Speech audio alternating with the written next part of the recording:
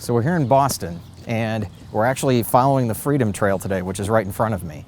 And where we are is Bunker Hill Memorial. Now, this is to the battle that took place in June of 1775. So what you can really see here and get a feel for is the slope. And if there's anything you needed in battle, even in today's world, even with our technology, if you have the high ground, you are considered to have an advantage. And so building something here, like why would the soldiers, the Colonial soldiers, why would they come here the night before to this spot and actually put up a redoubt, or what I would call a fortification or a ditch? Well, the reason they would do that is that you have an elevated position. Now, what was happening during all of this? Why here? Why then? Why 1775?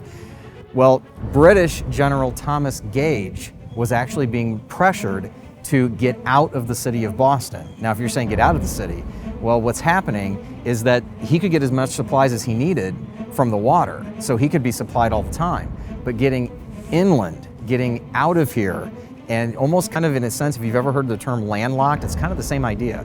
And so what he needed to do was take the heights, and they told him that. They said, you can't get out of Boston until you have control of the high ground. So knowing that that was his next move, the Colonial militia then came up here on the night of June 16th, because they had heard that Thomas Gage and his soldiers were actually going to come here on June 19th. So they got here first, kind of secretly, and they started basically building a defensive position. And that's how you had the attack here happen first. Now, what was Gage thinking? Well, the next day, Gage actually sent in another commander by the name of Howe, and William Howe's men are the ones who attacked here. And probably what he was thinking was, oh, those militia again, and we'll just get them off the hill. Well, it turned into a much bigger fight than that. And so what you have when you have this type of position, it takes a lot of physicality to get up to your opponent. And so the waves that had to happen, and yes, the British eventually won this fight, but the waves that had to happen and the cost of this battle for the British, when they thought that they would just come up here and flick the militia off the hill, get them off the high ground, and let's keep doing what we've been doing.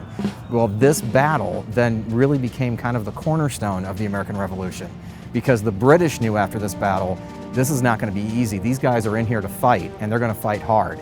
And they got here before we did. How did we let that happen?